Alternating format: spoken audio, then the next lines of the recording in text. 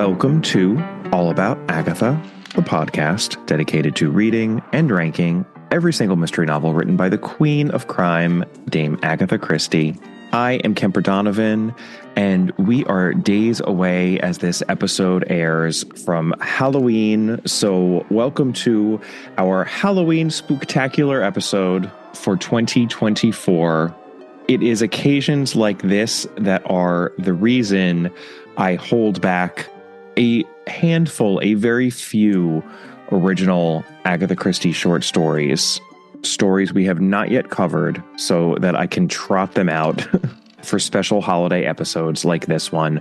We will be covering The Fourth Man by Agatha Christie today. But before we get to that story, I have some preliminary matters to discuss.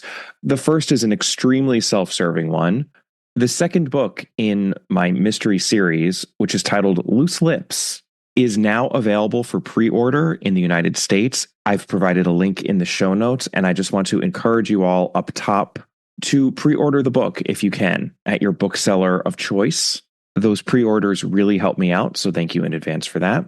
And now let's talk spoilers, because I have a big ol' housekeeping segment to cover before we get to our short story of the episode. And it's a spoilery housekeeping segment because you listeners wrote to me about a lot of different episodes and a lot of different Christie titles.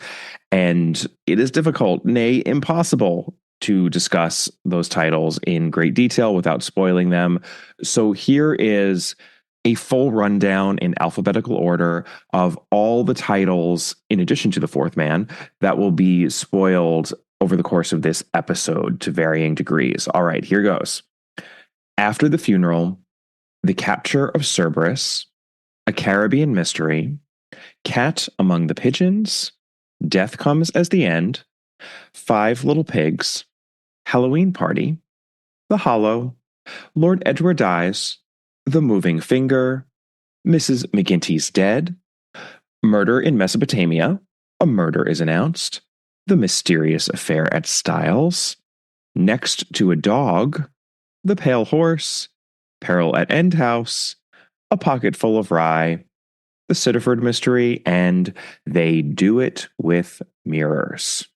You have all been warned. Lots and lots of spoilers to come as we now get into all of the mail that you listeners have sent me over the last couple of months. Not all of the mail, but all of the mail that I am showcasing here on this episode. There was so much of it. I'm so appreciative of all the correspondence I receive from all of you. So let's get into it, starting with our most recent episode and working our way backward.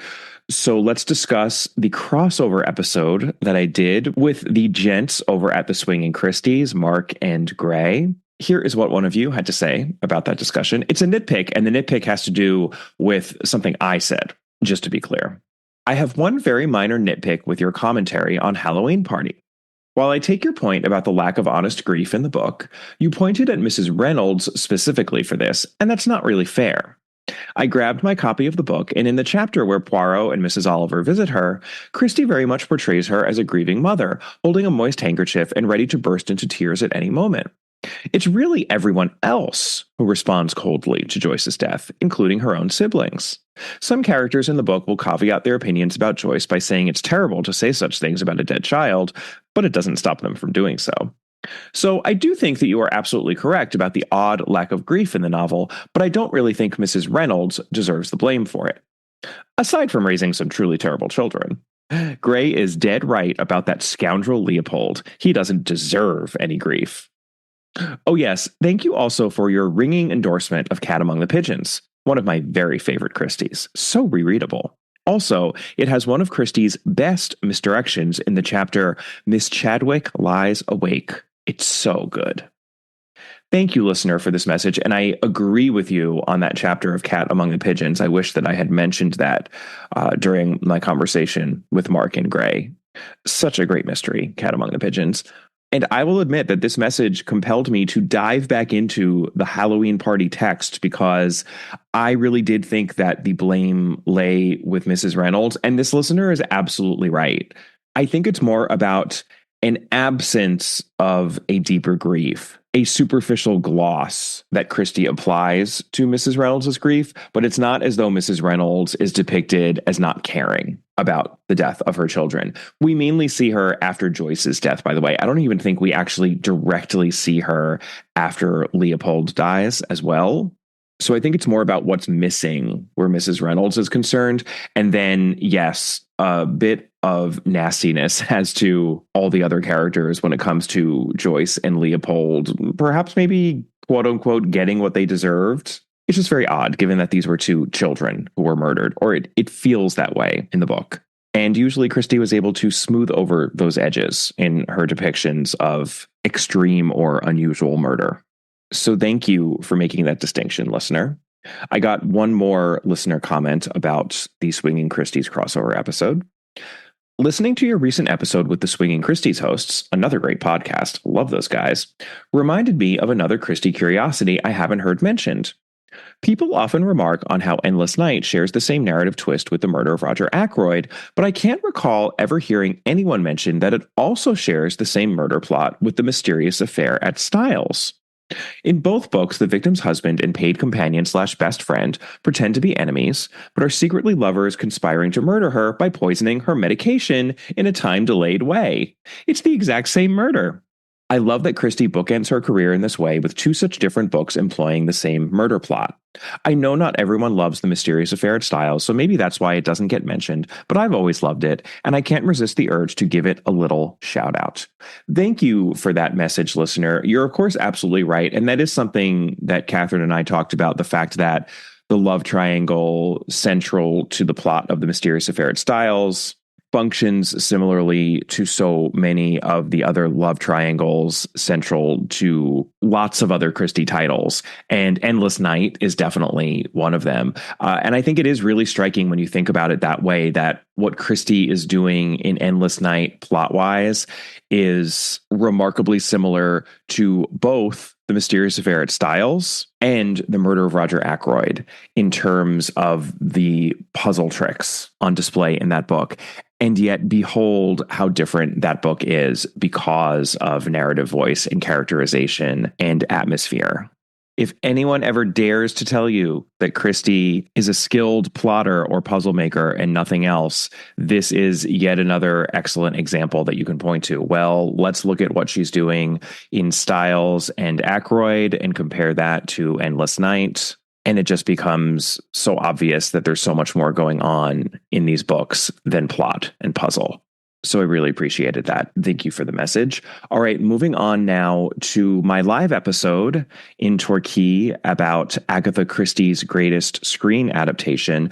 I believe at some point during the Q&A in that episode, I mentioned that perhaps there's room for some new Tommy and Tuppence adaptations. I even mentioned Postern of Fate. Yes, I went there. As a novel that's never been adapted, and perhaps it could. That would be really interesting. And one of you wrote in with such a great idea. I am kicking myself for not having thought of it in that moment during the Q&A, and I had to share it with all of you. Hi, Kemper. I just listened to the podcast about determining the greatest screen adaptation of a Christie work. Such fun. How about decent adaptations of By the Pricking of My Thumbs and Postern of Fate, no Miss Marple, and no Sarah Phelps, and the BBC comes up with however much money James Warwick, Francesca Annis, and Rhys Dinsdale want to get the band back together? It's been 40 years since they did Partners in Crime, so they've matured in line with Tommy, Tuppence, and Albert, and would now be the right age to play the parts in the later TNT stories. It's a shame that we've already missed the window of opportunity for NRM, but someone should get it together before the clock runs out altogether. What a great idea, because thankfully James Warwick, Francesca Annis, and Rhys Dinsdale are all with us, and they did such a great job bringing Tommy, Tuppence, and Albert to life in that early 80s Tommy and Tuppence series. How wonderful would it be to see the three of them aged in a new adaptation of By the Pricking of My Thumbs and even Postern of Fate? That is such a good idea. Thank you for writing in about that. I'm trying to manifest this by bringing it up here. So let's all try to make that happen, because I would watch the heck out of that. Okay, moving on now to a previous housekeeping segment in which I read out a listener submission discussing some Dutch titles. I put out a call for other non-English language titles, other titles in translation of Christie novels, because I think sometimes the alterations we get are interesting and amusing. And you do too, because you did not disappoint. I got a lot of listener response here. And I'm going to start with German titles. Here is what one of you had to say. Most of the nursery rhyme novels were changed for obvious reasons. I think the only ones that kept their names are And Then There Were None, after a few name changes, just like in the English version, and Crooked House.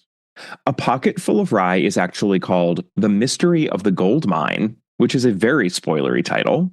Mrs. McGinty's Dead is called Four Women and a Murder. I watched the Rutherford movie as a child before I read the book and wondered for quite a while who the four women in the title were supposed to be. Some other changes. Five Little Pigs is actually named Unfinished Portrait, like the Mary Westmacott novel. I have no idea if this was a coincidence or not. I love that. The Murder of Roger Ackroyd is called Alibi, like its stage play version. Lord Edward Dies is called 13 at the Table, so it's pretty close to its American title. After the Funeral is called The Wax Flowers Bouquet, so it's sort of a spoiler as well. Murder on the Orient Express is called Murder on the Orient Express because of the famous movie from the 1970s, but its original title was The Red Kimono. NRM was actually called for a long time Little Red Riding Hood and the Big Bad Wolf. My edition still is, but now it's called NRM as well. Toward Zero is called Shortly Before Midnight, so it's a much more literal translation than it's probably meant to be. And then finally, Dead Man's Folly is called Murder with Distributed Roles. It sounds better in German than in English, but was called for a long time Reunion with Mrs. Oliver, which sounds terrible in German. Thank you for those German titles, listener. Those really are some spoilery titles there in German. I thought that was really interesting. All right, let's move on to Italian. I could not resist your call for examples of titles in other languages. I am Italian, and I read almost all 66 novels first in my teenagehood and early 20s in Italian. But in recent years, I have started rereading them in English. Oh boy. Without taking away anything to great craft or translation, what an improved experience that is. In comparison with reading the translations, it almost feels like Agatha is there next to you, reading the book. Anyway, here are my alternative titles. Get ready. It is surprising how a people so full of verve and ingenuity like the Italian can be, overall, so matter-of-fact and also a bit dull when it comes to translating titles. Apart from the odd couple of overdramatic titles, most of them give a quite simple frame of the plot, which is sometimes a bit disappointing. Okay, and here goes. We've got a bunch of titles here in Italian. Murder on the Links is Help, Poirot! Peril at End House is The Nameless Danger. Lord Edward Dies is If Only My Husband Died. The ABC Murders is The Infernal Series. Dumb Witness is 2 Months Later. Appointment with Death is The Tamer. Sad Cypress is Word to the Defendant. Five Little Pigs is The Portrait of Elsa Greer. And this listener wrote in parentheses, what a disappointment. Taken at the Flood is Adrift. Dead Man's Folly is The Murder Fate. That's fate with an E and a circumflex over the E, of course. Cat Among the Pigeons is Quiz Macabre. The Clocks is A Challenge for Poirot. Halloween Party is Poirot and the Slaughter of the Innocents. That's one of the overdramatic titles that the listener was talking about. Moving Finger is The Terror Comes Through the Post. They Do It With Mirrors is Magic Tricks. 450 from Paddington is Snapshot of a Murder. The Mirror Cracked from Side to Side is Murder at the Mirror, which definitely loses something. Sleeping Murder is Goodbye, Miss Marple. Aw. NRM is The Fifth Column. Postern of Fate is The Doors of Damascus, which is interesting because I think that's another quote from the same poem the phrase Postern of Fate comes from. Endless Night is In My End is My Beginning. Crooked House is It Is a Problem. And this listener wrote, what? In parentheses, fair listener, that is a really weird title. It is a problem. It certainly is. Two more Italian titles. Ordeal by Innocence is The Two Truths. And the Sitterford mystery is A Message from the Spirits. Very, very interesting. Thank you for writing in with all those Italian titles. Let's turn now to Japanese titles. I got 2 listener submissions about Japanese language titles. I thought of looking up the Japanese titles to make a contribution. I found that they were, for the most part, direct translations from English and not so interesting. But I'll list a few that were a bit different. Magic Murder is the translation for They Do It With Mirrors. This original title was rather incomprehensible for me because there are no mirrors. I don't understand where the magic in the Japanese title comes from either. And I'll just pause for a second. It's funny to me that the 2 full-length novels that feature the word mirror don't really involve literal mirrors, right? The mirror cracked from side to side, and They Do It With Mirrors. Those are both metaphorical allusions to mirrors, which does become really confusing, I think, when you put that title in translation. It's like, where's the mirror? And Catherine and I, of course, discussed this when we covered After the Funeral, but it's ironic that that is the full-length novel in which a literal mirror does figure into the solution. And then, of course, we do have Dead Man's Mirror, the novella Dead Man's Mirror, which also has a literal mirror. Back to some more Japanese language titles. Murder Becomes a Habit is the translated title for Murder in Mesopotamia. And this listener wrote, this seems to be a phrase of Poirot in the story. It's also potentially a little bit of a spoiler. Next, we have House of Evil, which is Peril at End House. Journey to Death, which is Destination Unknown. Cypress Coffin, that's the translated title for Sad Cypress. And finally, Intangible Death, which interestingly is the translated title for Death in the Clouds. And this listener wrote, as the word intangible is expressed as grasping at clouds in Japanese, this might just be a play on words. Very, very interesting. And then another listener wrote in about some more Japanese language titles. Here's what this listener had to say. Most of the titles of novels and short story books are translated into Japanese as exactly what the original titles show in English. However, some of them are translated differently. Besides the different phrases, some of them have multiple translations because they were translated by different publishers. I translated the Japanese titles back into English and listed them below. And for the most part, these are different titles than the ones that the other listener chose, which I thought was interesting. So first up, we have Giant's Bread, which is translated into Melody of Love. That makes sense, since Giant's Bread is set in the world of music. 1-2 Buckle My Shoe is translated into Murder in a Clinic and also Patriotic Murder, which is very similar to its American title. This listener also pointed out that Sad Cypress becomes Cypress Coffin. We've also got Sparkling Cyanide, which becomes Unforgettable Death. That's a neat little play on words, given all of the Rosemary's for Remembrance that happens in that book. I like that. There are 2 titles for the Mary Westmacott book, The Rose and the Yew Tree, Dark Embrace and Isabella Forever. And then finally, Ordeal by Innocence becomes Innocence Hurts, which just makes me think of Love Hurts. Anyway, this listener email closes out as follows. They are different from the original titles, but they all somehow make sense if you read the stories. Both of the translations for The Rose and the Yew Tree sound a bit scary, at least to me, but I think they both match the story in a way. I just thought I would share this information with you. Well, I agree with you on The Rose and the Yew Tree, and thank you very much for sharing that information with all of us, listener. And then finally, one of you wrote into me about Spanish titles in translation. This is a long message, but it's a good one. It is worth our time here. Since in your latest episode, you put out a call for listeners to discuss the titles of Christie's books in translation, I went ahead and looked at the list of her works in Spanish, which is, incidentally, how I first read most of them. The majority of titles are a literal translation from the original or a very slight rewording of it to make it flow better. Here are those with a more substantial difference. The Secret Adversary becomes The Mysterious Mr. Brown. No idea why, as El Adversario Secreto sounds like a perfectly plausible title in Spanish. Peril at End House becomes Imminent Danger. For some reason, the house name was also changed from End House to La Escolera, the breakwater, so I guess the translator didn't want to emphasize the house name in the title. Why Didn't They Ask Evans becomes Boomerang Trajectory, based on the alternate title, The Boomerang Clue. The ABC Murders becomes The Mystery of the Rail Guide. Of course, the specific ABC guide wouldn't have been known to foreign readers, but it is odd to choose that aspect of the mystery as the focus of the title instead of the alphabetical sequence of the murders. I agree. Hercule Poirot's Christmas becomes Tragic Christmas. Perhaps Poirot wasn't so well known yet in the Spanish-speaking world at the time. One, two, buckle my shoe becomes death visits the dentist. The nursery rhyme wouldn't be known to Spanish-speaking readers, and unlike And Then There Were None or Three Blind Mice, it is so incidental to the plot that the title was made more straightforwardly descriptive. By the way, I named this as my favorite book in an assignment for English class at age 12, using the back-translated title, Death Visits the Dentist, as I had read the book in Spanish and did not even consider the possibility that the title had been changed. N or M becomes the Sans Souci mystery. The reference to the Book of Common Prayer was probably deemed obscure for Spanish speakers.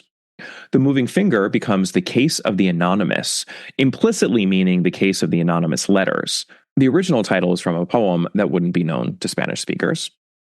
Death Comes as the End becomes Nofret's Revenge, a curious case of the title being changed for something more plot-specific and melodramatic without the excuse of its including an English language-specific quotation or reference.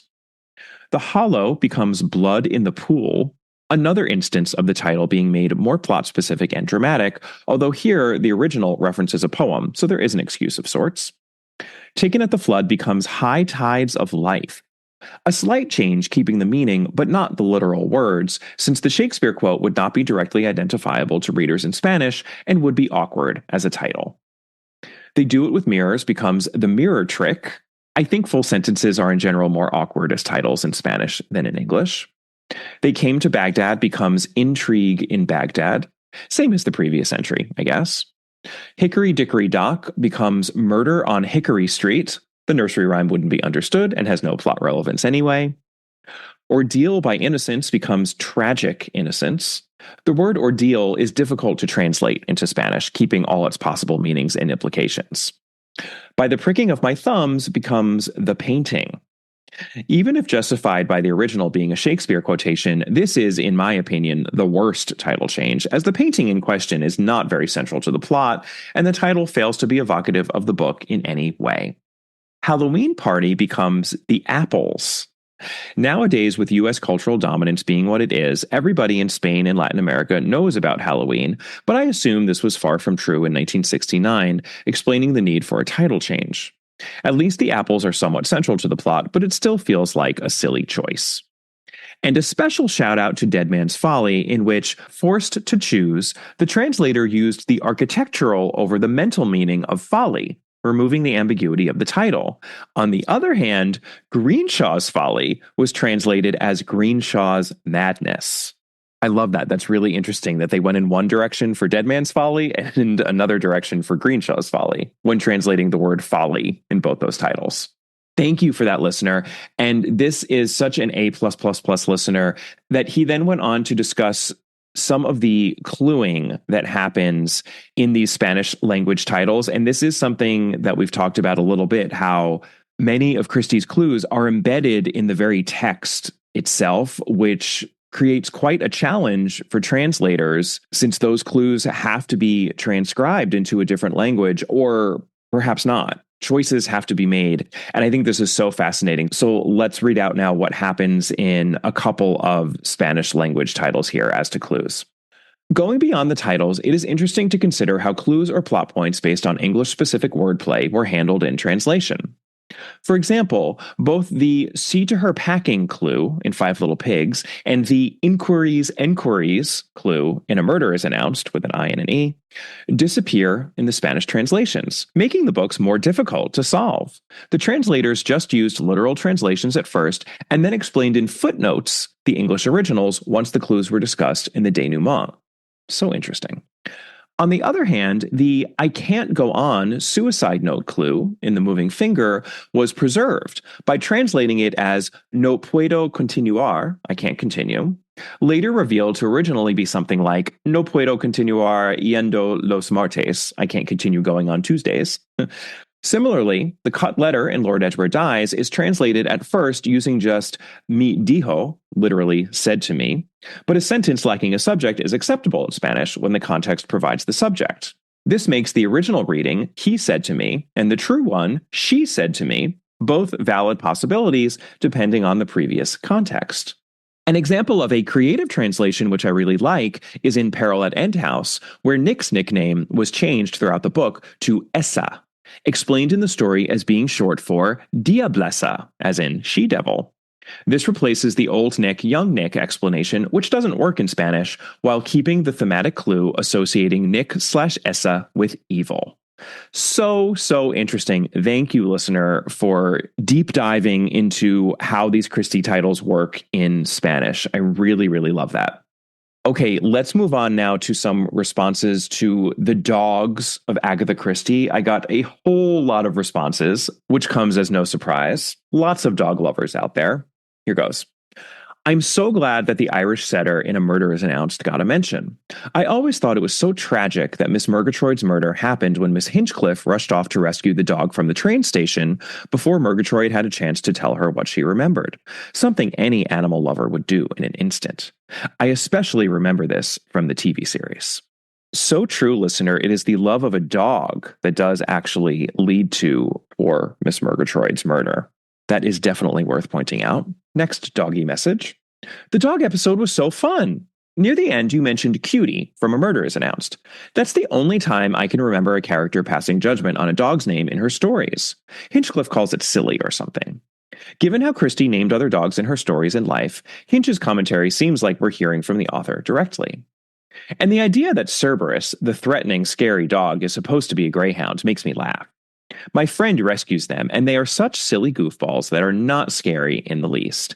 And you know what? I strategically placed this message before the next one because one of you wrote in about the true breed of the dog in the capture of Cerberus. So let me move on to that message now. Regarding the capture of Cerberus, I was very much surprised to hear you refer to Cerberus as a greyhound. Having had rescue greyhounds myself, I know they have a very narrow, long snout that wouldn't be useful for hiding a packet of drugs. And while they are large, they are not giant-sized, fierce guard dogs. This made me immediately reread the short story. I can see why you thought he was a greyhound, given Mr. Higgs's comment, doping of greyhounds, that's dirty, that is. I think what's happening here is that to Mr. Higgs, all topics relate back to dogs. So when drugs are brought up, his mind automatically runs to the drugging of dogs, i.e. the doping of greyhounds in dog racing. I'm guessing that Cerberus belongs to a much larger breed, such as the Kangal, Cane Corso, Bull Mastiff, or a cross between such breeds. They have wider jaws and hanging jowls, inside which a packet could be secreted. Well, that was my interpretation of the story anyway. Thank you so much for writing in about this, listener. I will be honest with you. When I pronounced Cerberus to be a greyhound on that dog-centric episode, I kind of knew that there was something wrong with that. And I did it for exactly the reason that you pointed to. Mr. Higgs mentions greyhounds and the doping of greyhounds, but you're so right. He is totally referencing the doping of greyhounds in dog racing, which is something that many people associate with greyhounds, unfortunately, to the detriment of the poor greyhounds. And I think you're absolutely right that Cerberus is not a greyhound, but is one of these other dog breeds. So thank you for that correction. All right, my next response is coming from David Morris, who runs the Collecting Christie website.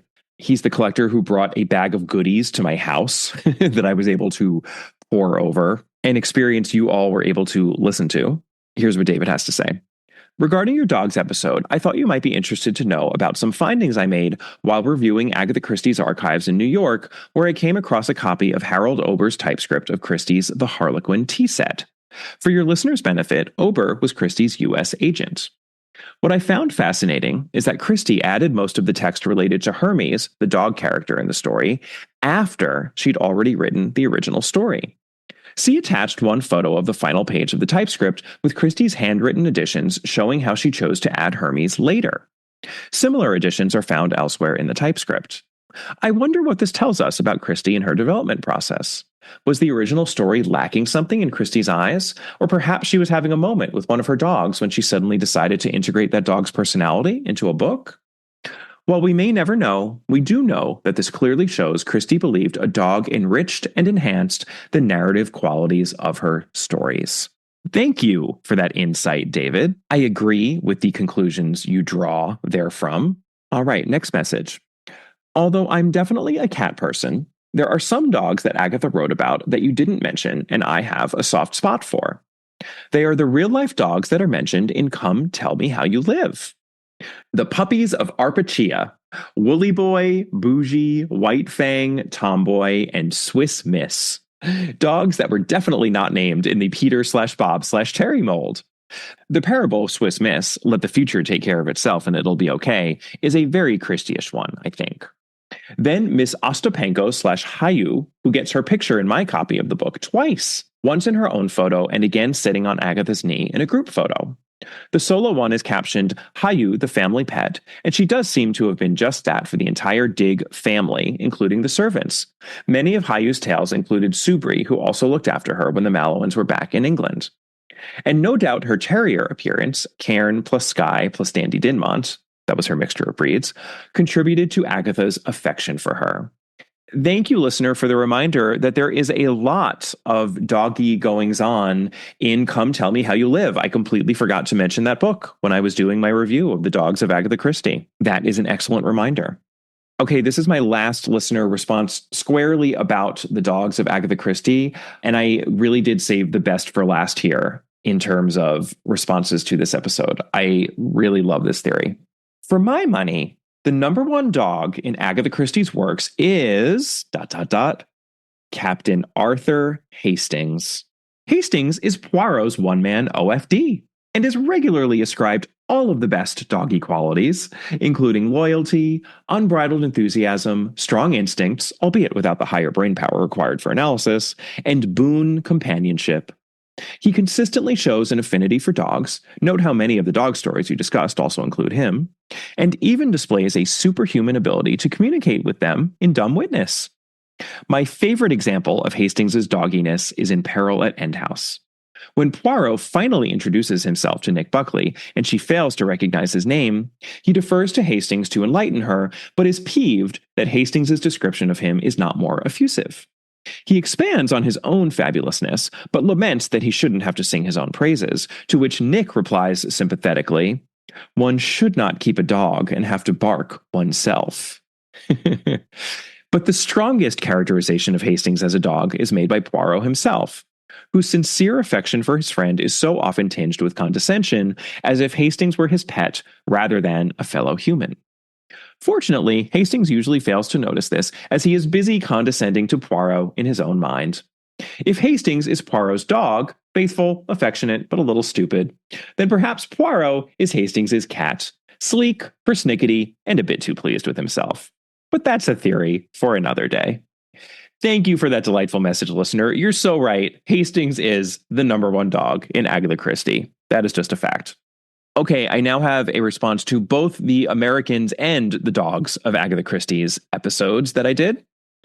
I have just listened to and thoroughly enjoyed the All About the Dogs episode.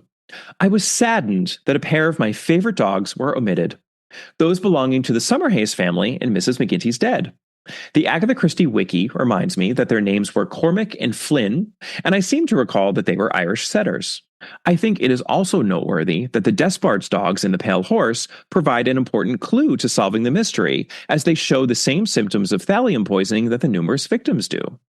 And your recount of overlooked Americans from that also excellent episode brought to mind one of my favorite Americans, Wally Hudd, Gina's husband in They Do It With Mirrors. Wally's Americanness is, in a way, a clue to solving this mystery.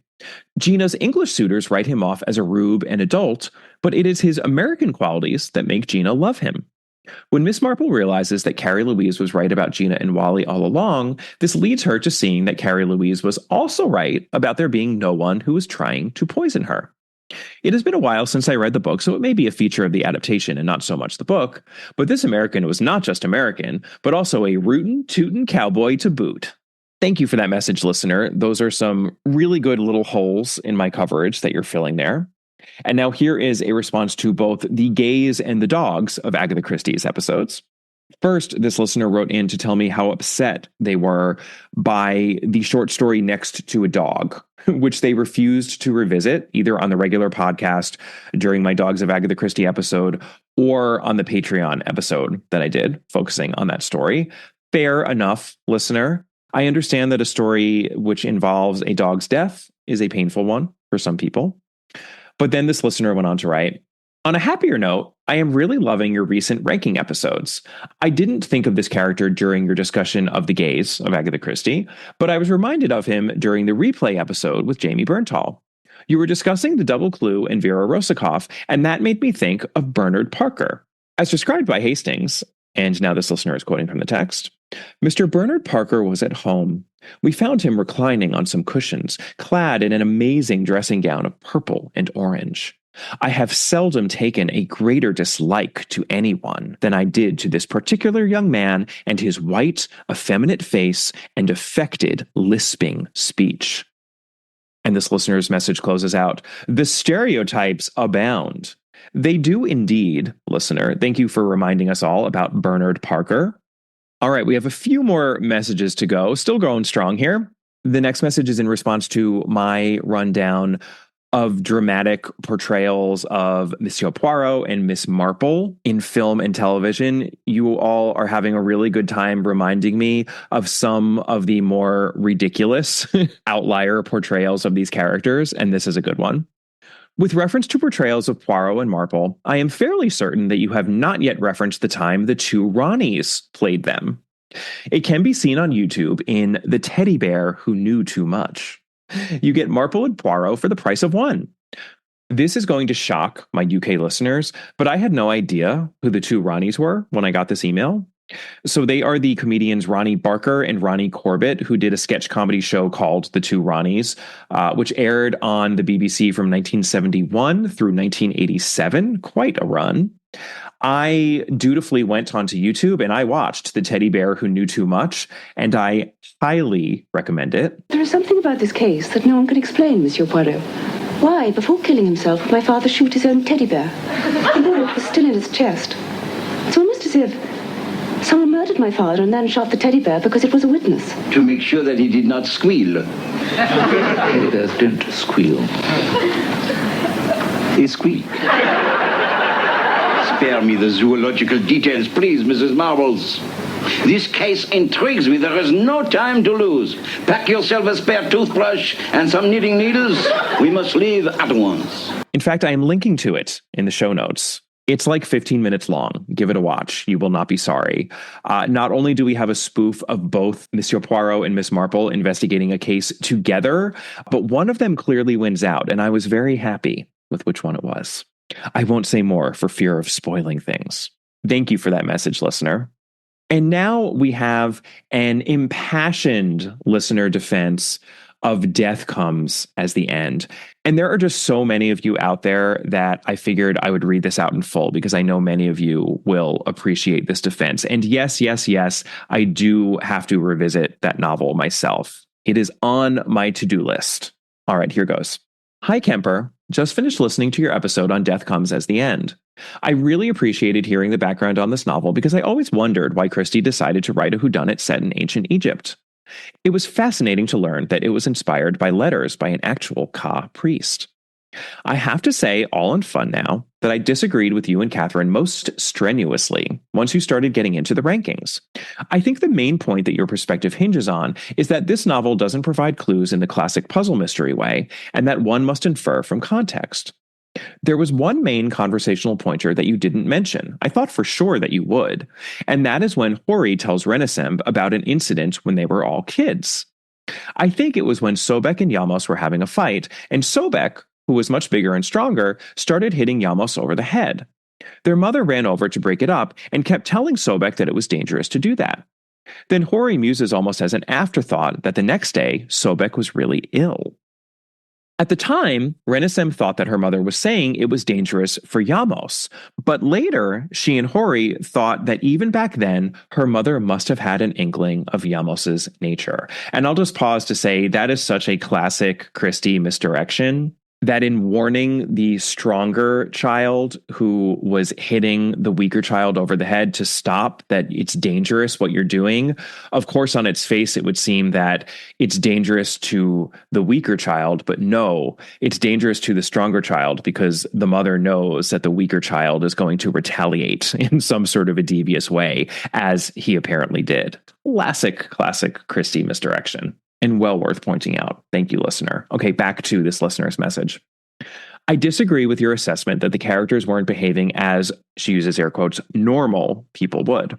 There was something very interesting in the way Renesmee realizes how dysfunctional her family was, and that Nofret coming was only the revealer of that dysfunction. In the same way, I think Yamos initially killed Nofret not only because of his inheritance, but because he was goaded beyond endurance by Satipi. The worm will turn is the phrase that was very popular in Christie's day. Having killed one person, he saw suddenly how Satipi was suddenly afraid of him and meek instead of bullying. It gave him a taste of power, and he liked it, and murder became much easier. That's probably what you call a Christie trope, but in the Christie verse, I feel it's a consistent pattern of behavior for a psychopath. Anyway, this is all in fun, and you can probably tell that I'm one of the readers who really enjoyed this novel. LOL. Thank you for that defense, listener. You make some excellent points there, and you have many fellow listeners who love that book just as much as you do. I've got a few more defenses, actually. The next two are as to actors portraying Miss Marple. Here goes. I love your podcast, which I only discovered in the last year, but your continuous criticism of Geraldine McEwen as Miss Marple is ruining my enjoyment. Not only is she the best Marple by a country mile, but she is warm and lovely as well as witty and clever. Her acting is also impeccable. When I was pregnant with my second child, The Body in the Library was my planned entertainment whilst in labor. And I did watch it whilst walking up and down with contractions. The fact that it was so comforting and yet still so entertaining shows its quality. I have seen it well over 200 times. She is my beloved Miss Marple, to borrow a word you'd like to use, and the actress herself also deserves great respect. She was such a great villain in other roles and very scary to me as a child, so to see her excel in the role of Miss Marple was hugely impressive. David Suchet is Poirot, and Geraldine McEwen is Miss Marple. Thank you for that defense, listener, because I know that there are a lot of other listeners out there who agree with you. I do not love Geraldine McEwen's interpretation of Miss Marple, but you make some excellent points.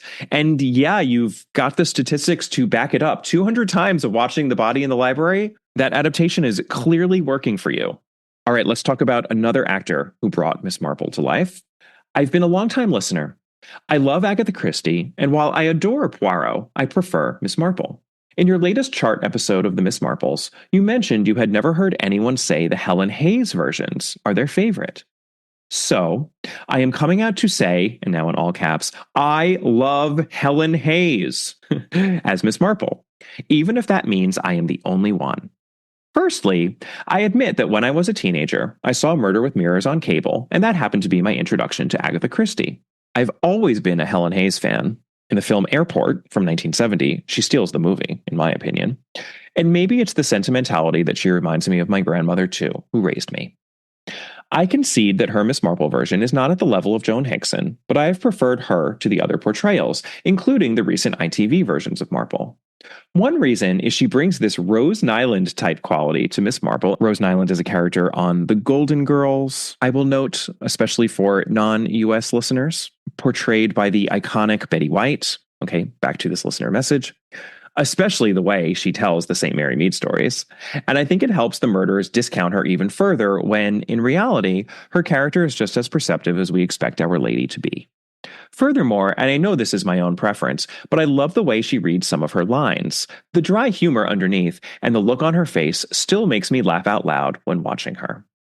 Finally, while I adore Joan Hickson as Miss Marple and will not fault her performances in any of the episodes, I do find fault with They Do It With Mirrors and A Caribbean Mystery. Being from the South, it's difficult for me to hear bad Southern accents. The actress who plays Lucky in A Caribbean Mystery is so bad, I start rooting for her to get killed immediately. And I cringe whenever their version of the Iowa farm boy comes on screen in They Do It With Mirrors, as he's portrayed as such a stereotype. Since the Helen Hayes versions are free of such painful portrayals, I can sit back, relax, and usually laugh at Helen Hayes' expressions, and thus they are my favorite adaptions of those two books. I know mileage varies, and I may be the only person, even in your podcast listening range, who actually enjoys Helen Hayes as Miss Marple, but I wanted to let the record show she has one admirer. And if you haven't watched the 1970 version of Airport, go check it out, if only to see her performance. It may be the closest thing to us getting that dark Marple version you and Catherine used to joke about in earlier episodes. Thank you for that defense, listener, and I agree, she is an excellent actor, well worth the defense. I also agree with those criticisms of the Hickson series. I actually don't remember Lucky Dyson having a terrible Southern accent in A Caribbean Mystery, but I do remember the cowboy depicted in They Do It With Mirrors, which another listener referenced already within this housekeeping segment. It is notable, and he is a little bit of a ridiculous cowboy. Part of it has to do with the sound cues. The Hickson series sometimes made questionable choices when it came to score. And there's some twangy nonsense going on every time that character, Wally, appears. Okay, we have one more message, and then we are done with housekeeping for this episode. A while back in a previous housekeeping segment, I talked about the listener who had, I believe, 6 Christie titles to go before he finished the canon. And he contacted me asking for my advice as to the best last Christie to read. And I gave him some advice. You all gave him some advice. And he wrote in with an update. And here it is. Hey, Kemper. Just wanted to write to say that I did it. I finished reading all of Christie's novels.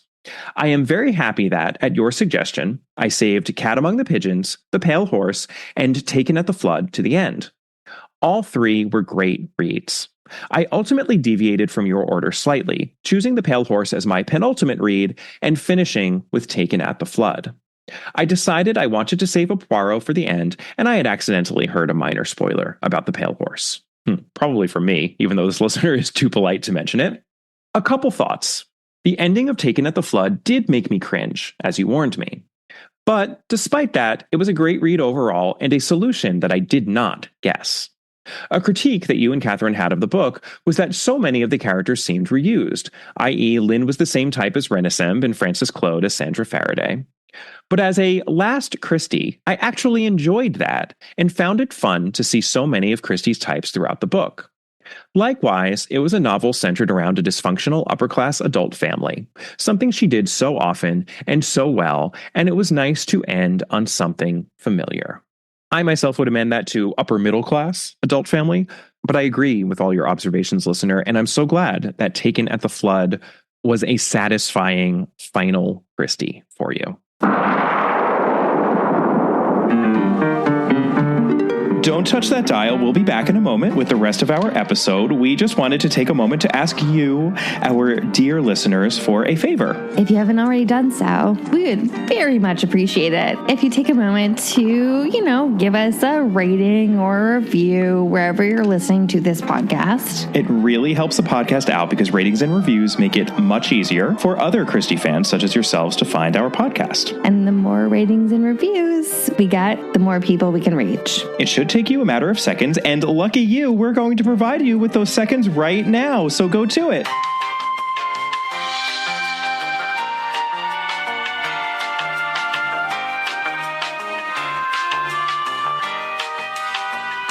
Thank you so much. And now, back to our regularly scheduled programming.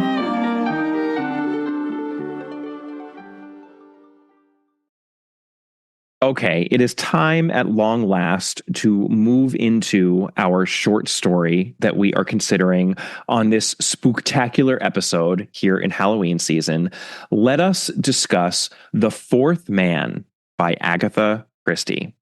This story was first published in the Grand magazine, where so many of Christie's early short stories were published. And this is an early one. It was published in December 1925. The story was then collected in that peculiar book, The Hound of Death and Other Stories, which first came out in 1933. And that is where so many of Christie's spooky, supernaturally tinged stories reside, as opposed to her mysteries, where the supernatural is merely a red herring, a part of the world as it appears to be, which gets explained away via clues. In these stories, the supernatural is part of the world as it actually is. And it comes as no surprise that this story is also within the much newer collection of spooky Christie stories, The Last Seance, Tales of the Supernatural, which was published in 2019. All that being said, I am actually going to try to do our traditional mystery breakdown here because we have so few Christie stories to go, and it's nice to do the traditional breakdown whenever we possibly can. So let's start with the victim. It is rare to be able to say this when covering a Christie story, but while the identity of the victim is not in question whatsoever, the nature of identity itself very much is in question. So with that mega caveat in mind, we do have a victim here who is Felicie Bault, a woman who is described in the text as a Brittany peasant girl, so she is French. And she is, quote, the daughter of a drunken father and a mentally defective mother. Again, those are Christie's words, ableist and stuck in their time, as they are.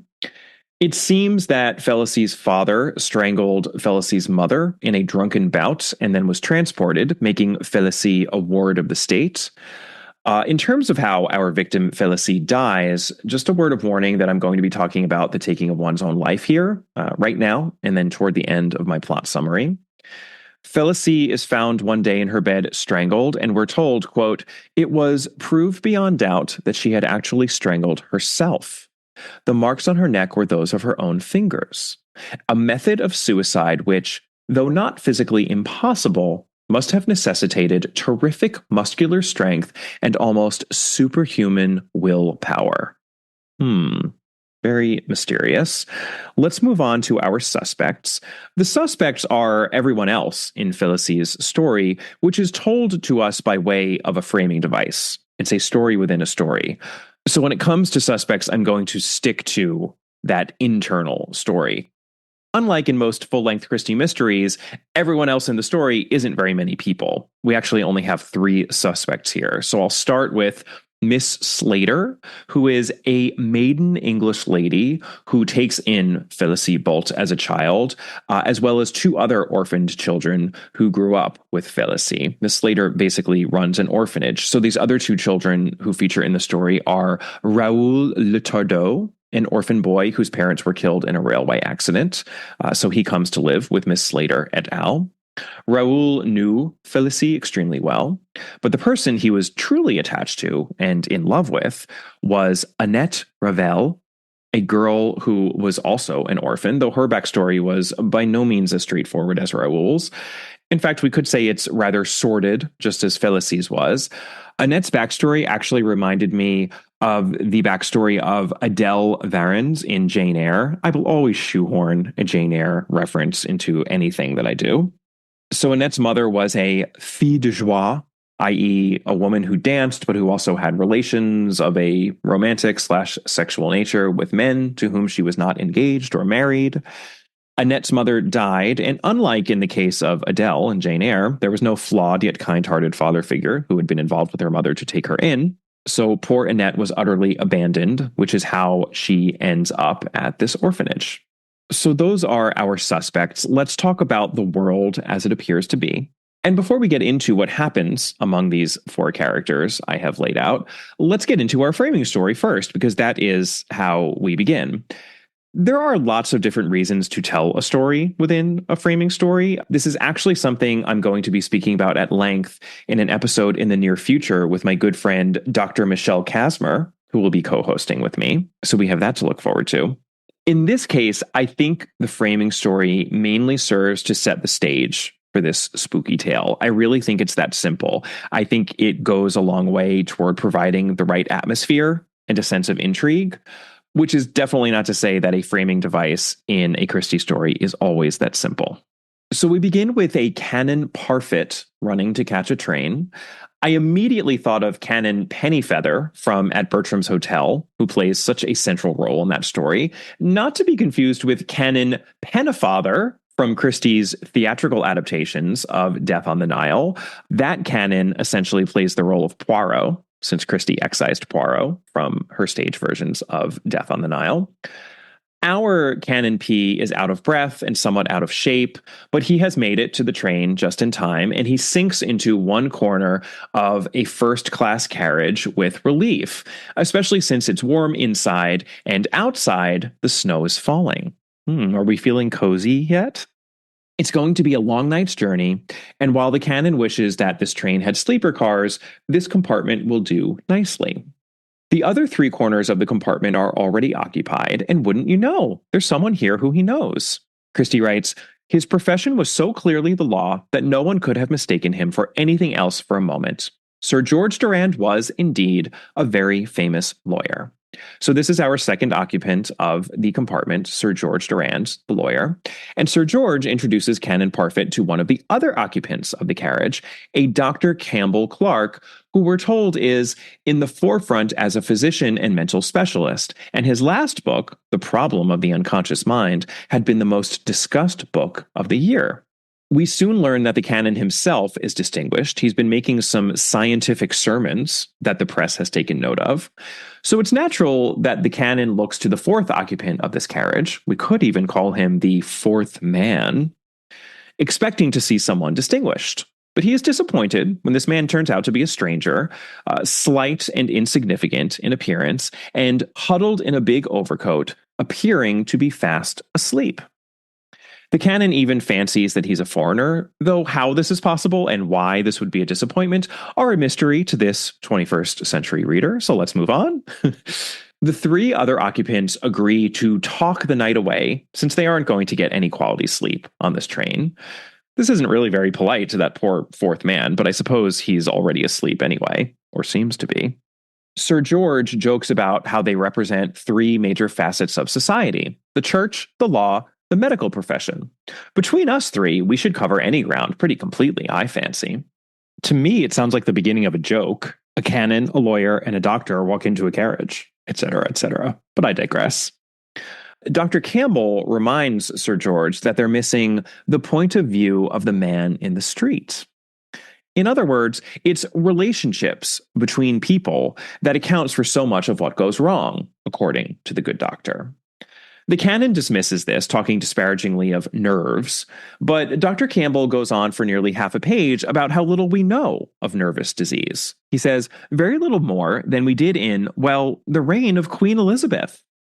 And let's keep in mind that this story was written over a quarter century before the reign of the second Queen Elizabeth, so he is talking about Queen Bess from the 16th century and a little bit of the 17th. I found this passage to be fascinating, given that it was written by someone who, in 1 year's time, would suffer a major nervous breakdown of her own, at least as I see it, and as many others see it as well. I'm talking, of course, about Christie's disappearance. This really made me wonder if she were suffering while she wrote this story. I have to imagine there was a long lead up to the events of December 1926. And matters really get even more prophetic, because then Dr. Campbell starts talking about the notion of spirits occupying a body and how there may be other presences inside a person than the main one. And here's what he says. You're the master of the house, we'll admit that, but aren't you ever conscious of the presence of others? Soft-footed servants, hardly noticed, except for the work they do? Work that you're not conscious of having done? Or friends, moods that take hold of you and make you, for the time being, a different man, as the saying goes? You're the king of the castle, right enough, but be very sure the dirty rascal is there too. I repeat, this passage was written before Christie's disappearance, where she checked into a hotel as another person and proceeded to stay there for well over a week.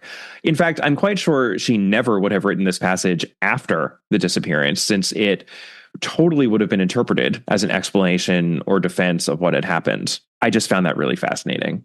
As a matter of fact, Dr. Campbell continues, it is a case of dual personality, which is the reason for his travels on this very evening. And from here, the doctor launches into a discussion of the classic case of dual personality involving one Felicie Bault, approximately 7 years earlier. And now here is where we leave our framing story and we go into Felicie's story. And this is a story that takes place in France. 3 out of 4 of the characters in this story within a story are French: Felicie, Raoul, and Annette. Miss Slater is the English lady who runs the home where they live. But this is one of Christie's stories abroad, and in an unusual way, in an early way, I would argue, it's kind of set in France the same way that The Murder on the Links is set in France. It doesn't really have to be, but it seems to add to the atmosphere, to the exoticism of the story. The Murder on the Links was also based in part on a real-life crime that did take place in France, so that clearly also affected her. but it feels like she's engaging in a bit of exoticizing, fetishizing here, which she doesn't really do so much in her traveling mysteries when it's more about strangers being thrown together in a transitory state. I've talked a lot about that. I think people accuse Christie of doing the sort of thing she's doing in this story a lot more than she actually does it. So I just wanted to point that out. Let's talk a bit now about Felicie Bault. It seems that Felicie had 4 distinct personalities who were called Felicie 1, Felicie 2, Felicie 3, and Felicie 4. It was an open question whether the 3rd and 4th personalities were real, but there was no question among those who examined her, and were told that scientists came from all over the world, that Felicie 1 and Felicie 2 were both real and distinct personalities in the same body. As a child, Felicie was said to have been, and I'm quoting the text now, abnormally slow and stupid, only taught to read and write with the greatest difficulty and clumsy with her hands. She is also said to have been intensely lazy. And it is at this point, listeners, just as we've dived into the story within a story, that we dive back out into our framing story, since the canon has noticed something in the train compartment. And this is actually my favorite part of the story. So I'm just going to read it directly from the text because it is creepy, and it is what makes this a good selection for our Spooktacular episode. The doctor paused for a minute, and the canon, recrossing his legs and arranging his traveling rug more closely round him, was suddenly aware that the man opposite him had moved very slightly. His eyes, which had formerly been shut, were now open, and something in them, something mocking and indefinable, startled the worthy canon. It was as though the man were listening and gloating secretly over what he heard. Creepy! And now I think we can see why this framing story is so worthwhile. If we were just simply told the story of Felicie, which is strange and spooky enough, we'll get there, that would be one thing. But Christie considerably ups the ante with this framing story. So let's wrap ourselves up a little more warmly and get back into it. The doctor then goes on to explain that when she was 22 years old, Felicie suffered a severe nervous illness, and upon her recovery, Felicies 2, 3, and 4 made their appearance. Here is how the doctor describes it. The personality called Felicie 1 was undistinguishable from the Felicie Bault of the last 22 years. Felicie 1 wrote French badly and haltingly, she spoke no foreign languages, and was unable to play the piano. Felicie 2, on the contrary, spoke Italian fluently and German moderately. Her handwriting was quite dissimilar to that of Felicie 1, and she wrote fluent and expressive French. She could discuss politics and art, and she was passionately fond of playing the piano. Felicie 3 had many points in common with Felicie 2. She was intelligent and apparently well educated, but in moral character she was a total contrast. She appeared, in fact, an utterly depraved creature, but depraved in a Parisian and not a provincial way. She knew all the Paris argot and the expressions of the chic demi-monde. Her language was filthy, and she would rail against religion and so-called good people in the most blasphemous terms. Finally, there was Felicie 4, a dreamy, almost half-witted creature, distinctly pious and professedly clairvoyant, but this 4th personality was very unsatisfactory and elusive, and has been sometimes thought to be a deliberate trickery on the part of Felicie 3, a kind of joke played by her on a credulous public. I may say that, with the possible exception of Felicie 4, each personality was distinct and separate and had no knowledge of the others. Felicie 2 was undoubtedly the most predominant and would last sometimes for a fortnight at a time. Then Felicie 1 would appear abruptly for a day or two. After that, perhaps Felicie 3 or 4, but the 2 latter seldom remained in command for more than a few hours. Each change was accompanied by severe headache and heavy sleep, and in each case there was complete loss of memory of the other states, the personality in question taking up life where she had left it, unconscious of the passage of time. Our lawyer, Sir George, is skeptical and suggests Felicie was an imposter. But Dr. Campbell talks of the double-yolked egg, the twin banana, and wonders why there can't be the double soul in the single body. Unfortunately, Felicie's case could not be studied for all that long because she was found unexpectedly dead in her bed, strangled by her own hand. As hard as that is to believe, since the mechanics of strangling oneself would obviously be extremely difficult, though not impossible. The doctor ends his story at this point, saying, "The curtain has been rung down forever on the mystery of Felicie Bault." And it is at this point that the fourth man in the carriage begins to laugh. And I am now going to pause in our narrative and take us down a bridge o' clues, listeners, because this fourth man is about to spill all the beans as to what really happened to Felicie. And I do think there are technically two clues here.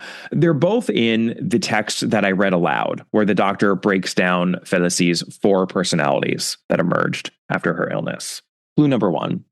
Isn't it strange that the predominant Felicie personality is not Felicie 1, who is the same version of Felicie that she was all her life, but instead the more sparkling and outgoing and talented Felicie 2?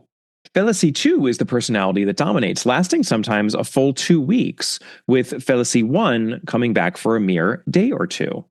And the deduction to make, I kind of defy any astute reader to get there, since the leap to be made is not from the world of superstition to the world of rational thinking, as it is in a regular Christie puzzle mystery. Here we need to make a leap from one mode of superstition to another mode of superstition. But given how much Felicie 2 dominates the body of Felicie, doesn't this feel more like a soul takeover? A hostile takeover, if you will, than a double-souled situation? Let's just think on that. Clue number 2 has to do with Felicie's 3 and 4. They only appear for a few hours at a time, so significantly less time than Felicie 1 and Felicie 2. And the deduction to be made there is that there's a really good possibility that not just Felicie 4, but both Felicie's 3 and 4 could be pretend personalities. And if either Felicie 1 or Felicie 2 are going to concoct additional personalities, I think it's pretty clear that it's Felicie 2 who would be doing that. So this just adds fuel to the fire when it comes to the idea of Felicie 2 staging a hostile takeover of the body of Felicie Bault. Okay, let's talk about the world as it actually is, in which we learn that our titular fourth man is named Raoul Le Tardot. He is a foreigner, he speaks excellent English, and he, in fact, grew up with Felicie Bault. They were both raised by Miss Slater, along with the orphaned Annette Revel, a little creature all fire and life. And Raoul tells these 3 men how he worshipped Annette the minute he set eyes on her, and how Annette knew it, exploiting Raoul's devotion for all it was worth. That was the kind of person Annette was. She was a user and not a very nice person. She also used her quick wits to be cruel to Felicie, who also seems to have been devoted in her own way to Annette, even though Annette was quite cruel to her. As Raoul puts it, it was, with her, a kind of fascination. Sometimes, I think, she actually hated Annette, and indeed, Annette was not kind to her. Felicie's only recourse when they're children is to boast about her strength and health, because it's the one area where she easily bests Annette, who does not have a strong constitution.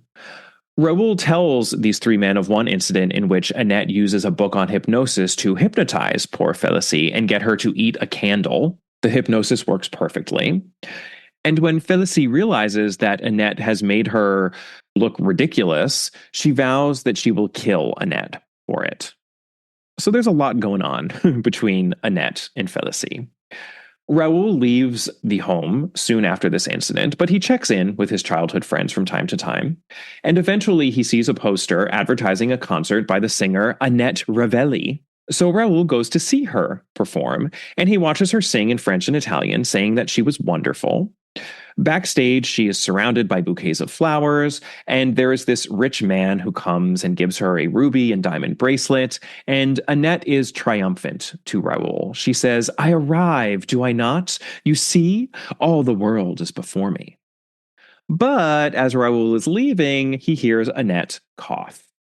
Ruh-roh, as Scooby-Doo and Felicity Huffman would say.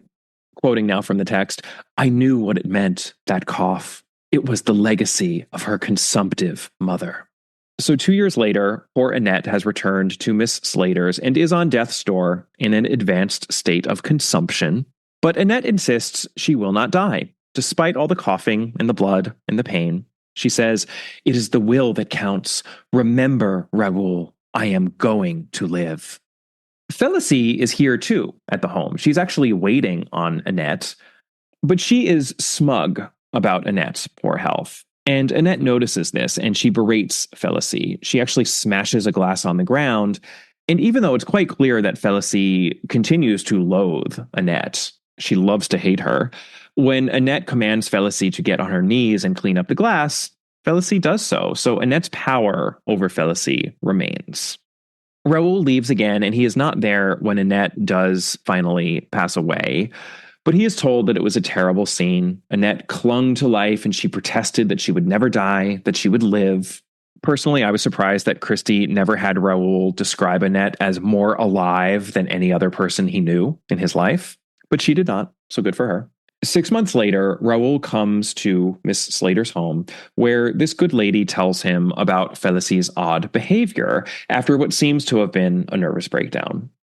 Felicie is playing the piano, for instance, which is very strange, and Raoul goes to her and hears that she is playing the same song he heard Annette sing in Paris. When Felicie looks at Raoul, her eyes are full of mockery and intelligence. And then she begins humming another tune in Italian. It's all very strange, and it gets stranger still when Raoul sees Felicie again before leaving. This time she is snoring in an armchair, and when she wakes up, she's back to her old regular Felicie self. She says that people in the house are playing tricks on her, altering the clocks, which we can take as an indication that any time spent in the guise of this other version of herself is lost to her. So this, of course, is what Dr. Campbell described in our framing story. It's just that we're now seeing it from Raoul's bewildered point of view as someone who knew Annette and Felicie. Felicie herself is less bewildered than Raoul, though. She says she knows what's happening, and she says it's all Annette's fault.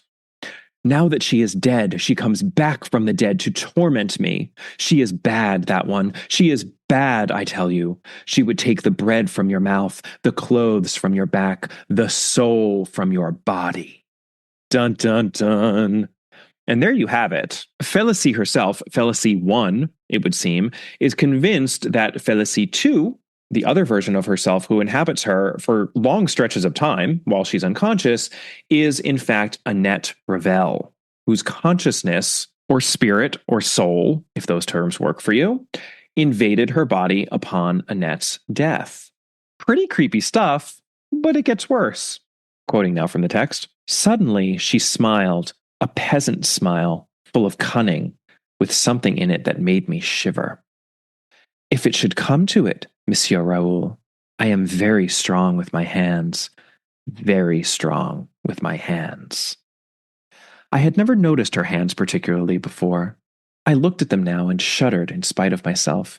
Squat, brutal fingers, and as Felicie had said, terribly strong. I cannot explain to you the nausea that swept over me. With hands such as these, her father must have strangled her mother. And that is the last time Raoul ever sees Felicie. He suspects that Felicie's 3 and 4 were constructs of Felicie 2, aka the mischievous Annette, who, quote, was a good actress, you know, end quote. And so even though Raoul doesn't spell it out because it isn't necessary, and to do so would ruin the creepy affect at the end of the story, we can spell it out here.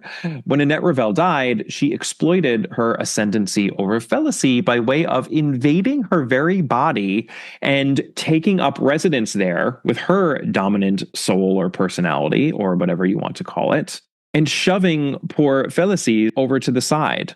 It was not a dual personality situation or even a body swap. This was a soul invasion. And Christie doesn't do this sort of thing very often, but she does do it occasionally, and it puts me in mind of the strange case of Sir Arthur Carmichael, which Catherine and I covered on a Spooktacular Patreon episode in years past, and which I will be talking about again when I get around to covering the cats of Agatha Christie. So stay tuned on that front. But given that we have a hostile takeover situation here, what does Felicie eventually do? Well, presumably during one of those 1 to 2 day periods in which her soul/personality becomes ascendant, she literally takes matters into her own hands and decides to kill Annette once and for all, even though it also means killing herself. The end. Okay, I am thrilled to report that we do have an adaptation of this short story. I've gone on record as to not loving every single adaptation within the 10-episode The Agatha Christie Hour program, which first aired in the UK in late 1982.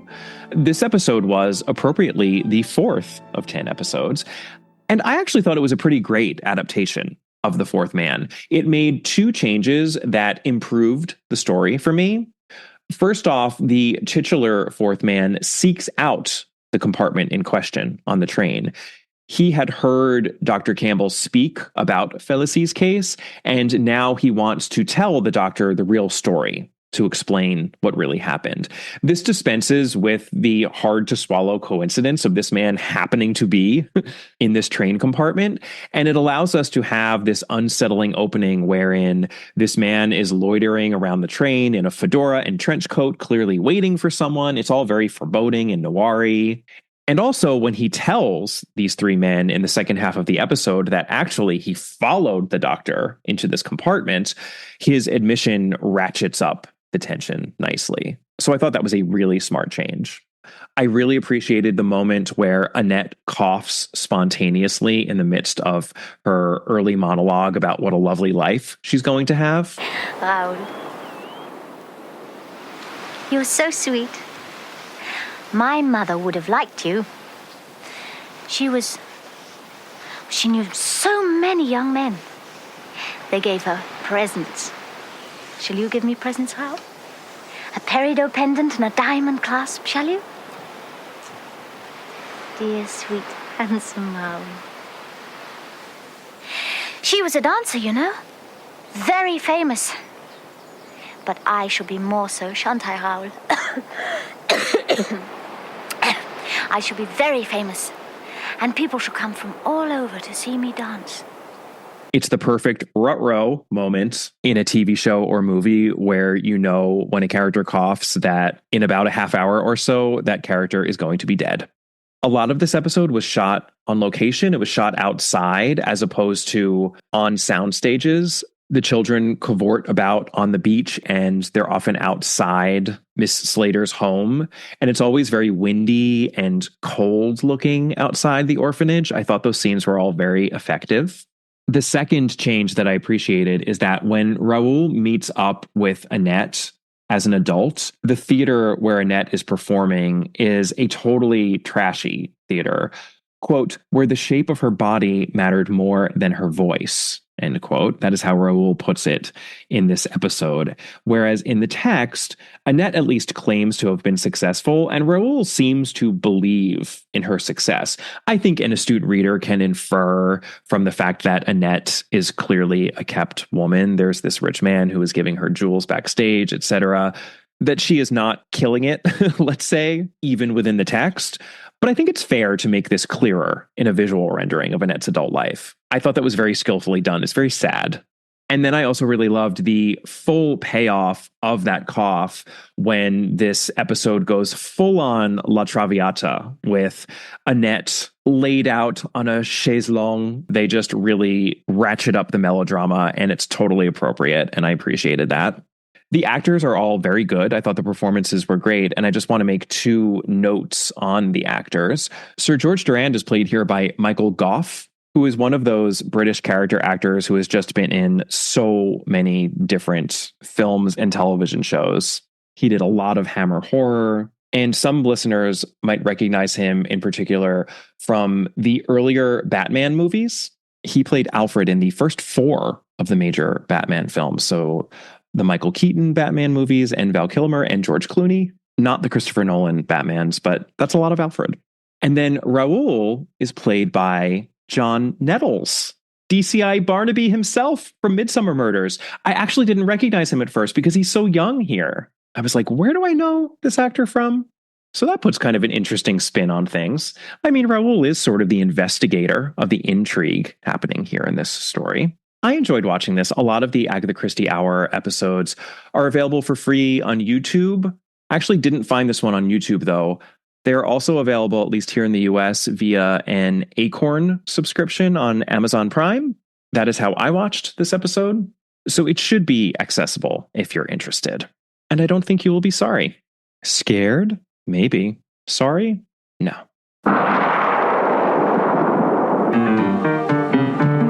All right, that is The Fourth Man by Agatha Christie. I hope you enjoyed this year's Spooktacular Halloween episode. If you would like more Spooktacular content, you can head on over to the podcast's Patreon page, where for October's episode, I discussed 2 very spooky, very scary ghost stories by M.R. James, one of the best writers of ghost stories in the English language. I had such a fun time with those stories, so click the link for Patreon in the show notes if you're interested. For my next episode, I am going to be interviewing the YA author Maureen Johnson, who has a new standalone YA mystery out. This is going to be the second in a series of episodes focusing on YA mystery.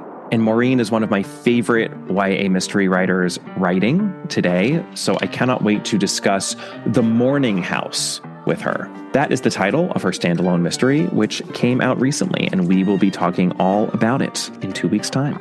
Until then, please do get in touch with me. I can't wait to have more listener correspondence to share with all of you. It brings me great joy. You can email me at allaboutthedame@gmail.com. You can find the podcast on Twitter at allaboutthedame and on Instagram at allaboutagatha. If you are listening to this in the US, you can pre-order Loose Lips, the second book in my Ghostwriter Mysteries series, and listeners everywhere can buy the first book in my Ghostwriter Mysteries series, The Busybody. You can also visit me at my author Facebook page, Kemper Donovan Books, or on my author website, kemperdonovan.com. I've got links for all of that in the show notes. And please do take a moment to give the podcast a rating or a review. It's always helpful. We always want to reach more Christie fans out there. All right, happy Halloween, everyone, and I'll see you next time. Bye.